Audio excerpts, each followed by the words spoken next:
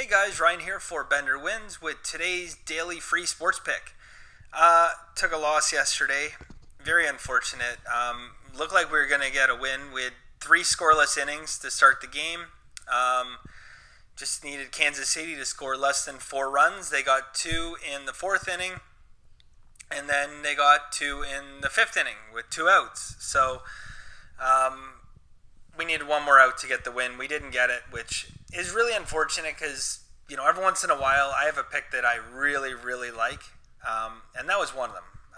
I was definitely thinking that there was a very good chance that I was going to win yesterday. Anyways, guys, that's why we have bankroll management, right? So when we love something, we don't go overboard and go crazy and bet our whole bankrolls on it, right? So happy to say I stuck within bankroll, and hopefully most of you guys did too. All right, so Thursday night football. Welcome back, NFL. Here we go.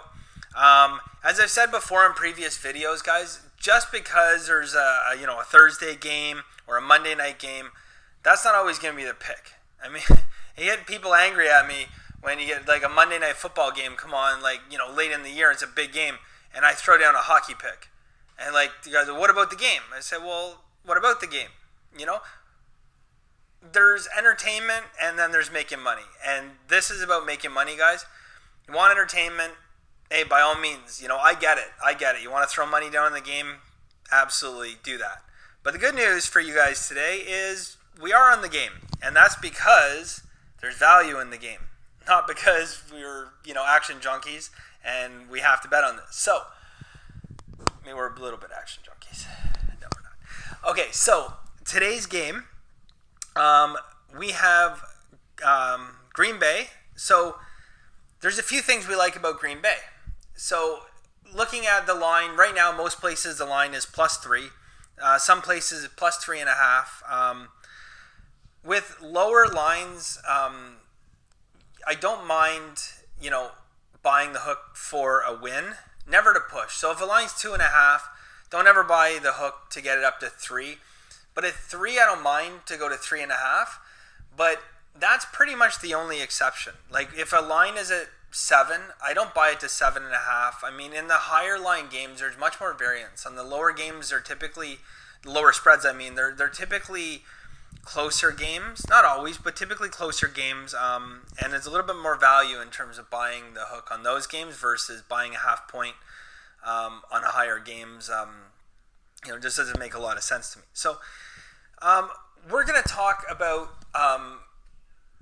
the psychology of NFL football betting, because if your approach to handicapping NFL football is to go out and try and analyze the players and analyze the teams and how they match up, I'm afraid you're way overmatched. And you don't have the budget or the time or the manpower to do the same thing that the line makers do.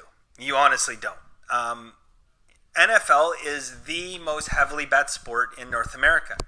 And because of that, there's more time spent on setting these lines than any other sport in the country.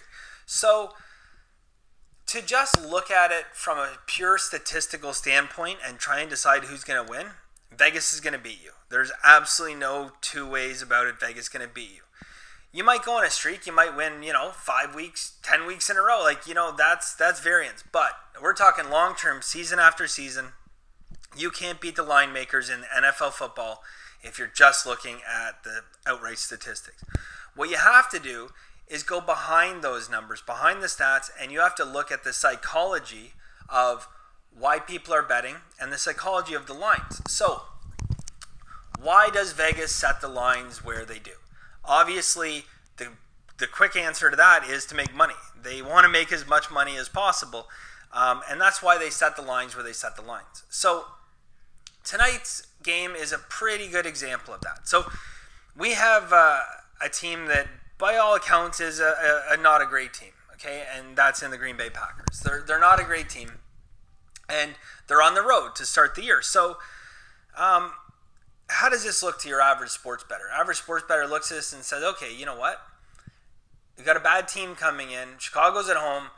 Not that Chicago's like dynamite or anything, but they're considerably better, I would think, than Green Bay, at least on paper, anyways. But we're gonna look at this and say that okay, we have one team here that missed the playoffs. They're absolutely atrocious.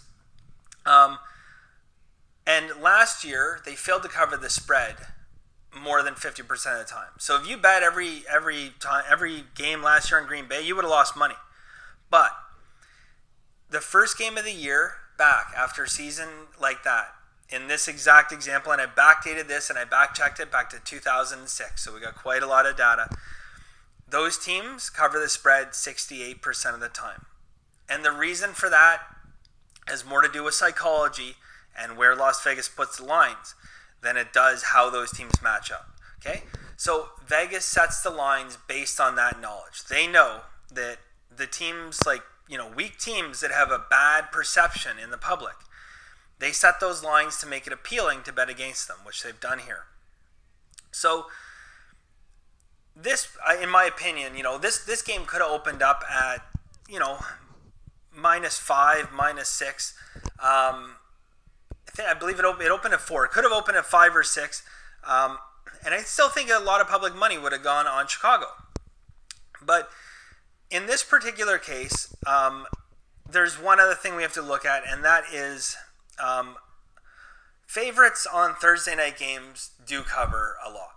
Since Thursday night came into existence and the game started, favorites have covered 61% of the time. So that's something we have to take into account as well. So we have a little bit of conflicting data here. But when we dig deeper into the amount of times that road teams and underdogs win the game outright, the number it's worth having a look at. And in this particular case, we're not going to be taking the spread in this game. We're going to be taking the money line. And the reason being is there's more value in the money line than there is in getting those 3 to 3.5 points. Yes, we're going to win more times by taking the points, obviously, but taking the points, we're going to be laying 110. So betting 110 to win 100. On the money line in this particular case, we're going to be betting 100 to make 150. So you can obviously see there's a huge difference. The actual line on this, so we have this game for Green Bay. Green Bay is going to lose this game about 53% of the time. So, again, we'd say, why are we betting on something we lose 53%? Because winning 47% of the time, that line should be about plus 115, not plus 150. So at plus 150, that's where we're finding that value, guys. And that's when I talk about value, and it's really important, that you can't just look at things on a straight win-loss. You have to look at it in terms of value. And we're getting a lot of value here, guys. At plus 150, Green Bay only has to win 40% of the time to be profitable. And this is a game they easily win 40% of the time, guys. So anyways, I'm going to do another video just straight on NFL, on the psychology of NFL and stuff. I ran a little bit longer than I would. I'm sure some of you guys just fast forwarded the pick. Please don't do that. Anyways, guys, so our pick today is Green Bay money line plus 150, guys. Enjoy NFL, and we'll talk to you guys soon. Bye-bye.